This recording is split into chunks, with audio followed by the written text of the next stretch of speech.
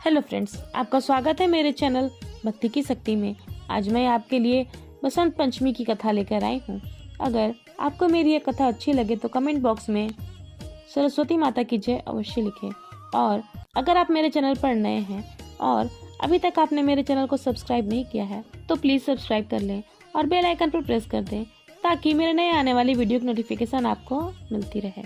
हिंदू पंचांग के अनुसार हर वर्ष माघ मास के शुक्ल पक्ष की पंचमी तिथि को वसंत पंचमी का पर्व मनाया जाता है। मुख्य रूप से यह पर्व ज्ञान, विद्या, संगीत और कला की देवी माँ सरस्वती को समर्पित है।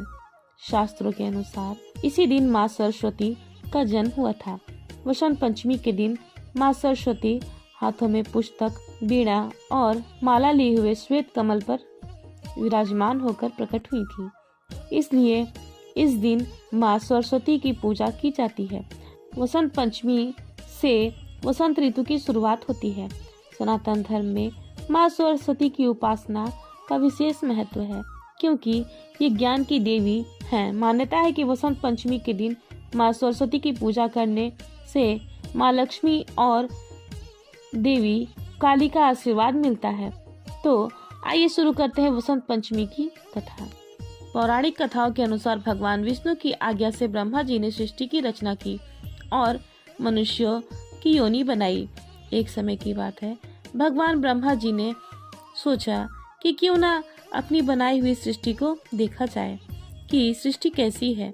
यह सोचकर ब्रह्मा जी एक दिन भ्रमण करने पृथ्वी पर निकले तो उन्होंने अपने द्वारा रचे गए सभी जीवों को देखा। उन्होंने देखा कि पृथ्वी पर काफी शांति है, कोई आवाज भी नहीं है, कोई बात भी नहीं कर रहा है। ब्रह्मा जी अपनी बनाई हुई सृष्टि से संतुष्ट नहीं थे। उन्हें लगता था कि कुछ कमी रह गई है, जिसके कारण चारों ओर मौन छाया रहता है। तब ब्रह्मा जी ने इस समस्या के निवारण के लिए अपनी कमंडल से जल अपनी हथेली में लेकर संकल्प स्वरूप उस जल को छिड़ककर भगवान श्री हरि विष्णु की स्तुति करनी शुरू की। ब्रह्मा जी के किए स्तुति को सुनकर भगवान विष्णु तत्काल ही उनके सम्मुख प्रकट हो गए और उनकी समस्या जानकर भगवान विष्णु ने आदि शक्ति दुर्गा माता का आवाहन किया। विष्णु जी के द्वारा आवाहन होने के कारण माँ दुर्गा वहां तुरंत प्रकट हो गयीं।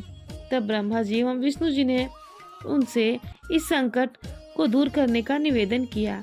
ब्रह्मा जी तथा विष्णु जी की बातों को सुनने के बाद उसी क्षण आदि शक्ति दुर्गा माता के शरीर से श्वेत रंग का एक तेज उत्पन्न हुआ जो एक दिव्य नारी के रूप में बदल गया। यह स्वरूप एक चतुर्भुजी सुंदर स्त्री का था। एक हाथ में वीणा तथा दूसरे हाथ में वर मुद्रा थी। अन्य दोनों हाथों में पुस्तक तथा माला थी। आदि शक्ति माँ दुर्गा के शरीर से उत्पन्न तेज से प्रकट होकर उन देवी ने वीणा का मधुर नाद किया, जिससे संसार के समस्त जीव जंतुओं को वाणी प्राप्त हुई। जल धारा में कोलाहल व्याप्त हो गया। पवन के चलने से सरसराहट उत्पन्न हो गई। तब सभी देवताओं ने शब्द और ज्ञान का संचार कर देने वाली उन देवी को अधिष्ठात्री देवी सरस्वती कहा। फिर आदि शक्ति माँ दुर्गा ने ब्रह्मा जी से कहा कि मेरे तेज से उत्पन्न हुई सरस्वती आपकी पत्नी बनेगी।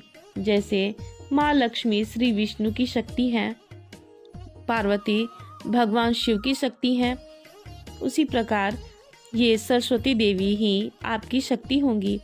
ऐसा कहकर आदि शक्ति माँ दुर्गा वहां से अंतर्ध्यान हो गई। इसके बाद सभी देवता सृष्टि की संरचना में संलग्न हो गए। माँ सरस्वती को बागेश्वरी, भगवती शारदा, वीणावादिनी, वाग्य देवी के नाम से पूजा जाता है। ये विद्या और बुद्धि प्रदाता हैं।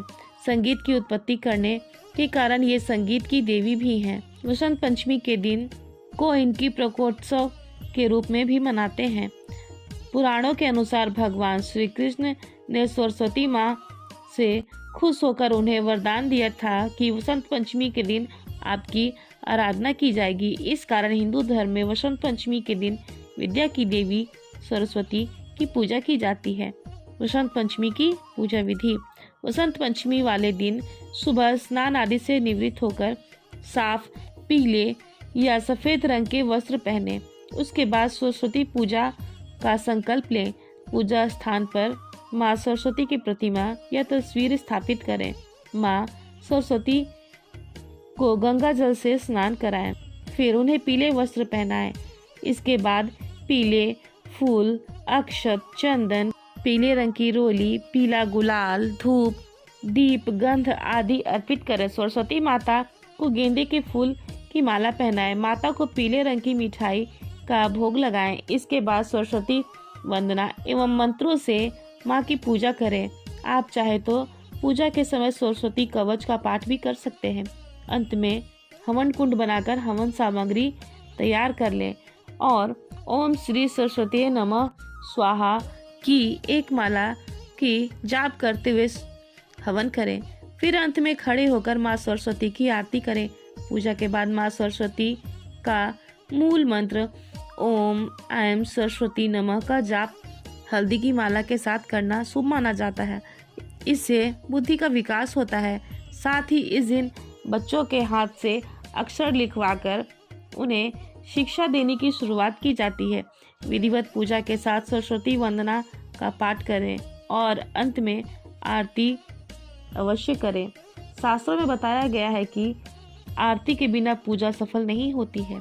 अंत में क्षमा मांगे और फिर परिवार के सभी सदस्यों में प्रसाद का वितरण करें और स्वयं भी प्रसाद ग्रहण करें। जय हो सरस्वती माता की। फिलहाल इस वीडियो में इतना ही। अगर आपको मेरी ये वीडियो अच्छी लगी हो तो मेरे वीडियो को लाइक करें और ज़्यादा से ज़्यादा शेयर करें। वीडियो में अंत तक बने रहने के लिए आपका धन्यवाद।